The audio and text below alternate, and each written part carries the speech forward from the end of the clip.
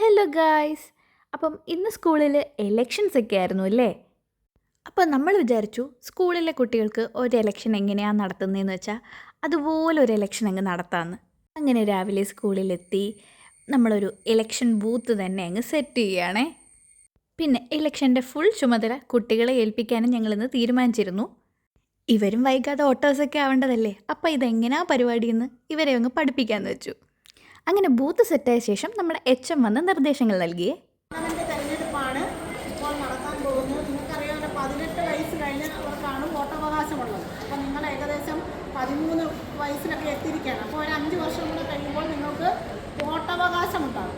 അപ്പോൾ അതിൻ്റെ മുന്നോടിയായിട്ട് കേരളത്തിലെ ഒരു സ്കൂളിലും സ്വീകരിക്കാത്ത ഒരു പുതിയ മാതൃകയാണ് നമ്മൾ. അതായത് ലോകസഭാ തെരഞ്ഞെടുപ്പും നിയമസഭാ തെരഞ്ഞെടുപ്പും പാർലമെൻറ്റ് തെരഞ്ഞെടുപ്പും ഒക്കെ നടക്കുന്ന അതേ മോഡലിൽ തന്നെ നമ്മളിവിടെ സ്റ്റാർട്ട് ചെയ്യുകയാണ്. എല്ലാവരും കണ്ട് നിശബ്ദമായി അതിൻ്റെ എല്ലാ മാനദണ്ഡങ്ങളും പാലിച്ചുകൊണ്ട് തന്നെ നമുക്ക് ഇത് വിജയകരമായി തീർക്കണം.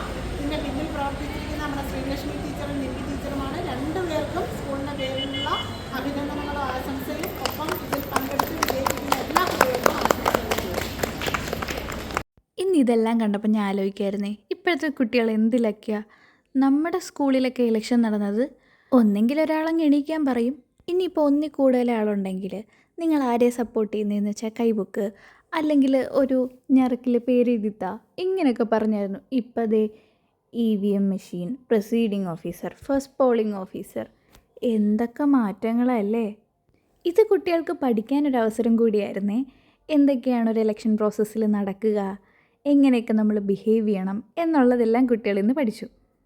ID കാർഡ് കാണിച്ചും കയ്യിൽ മഷി ഉരട്ടിയൊക്കെ, ഇതൊക്കെ അവർക്ക് പുതിയൊരു എക്സ്പീരിയൻസ് അല്ലേ. പിന്നെ എന്നെ ഇന്ന് ഏറ്റവും ഞെട്ടി ചൈറ്റ് ചെയ്തെന്നറിയോ, ദേ ഈ VVPAT ആയിരുന്നേ.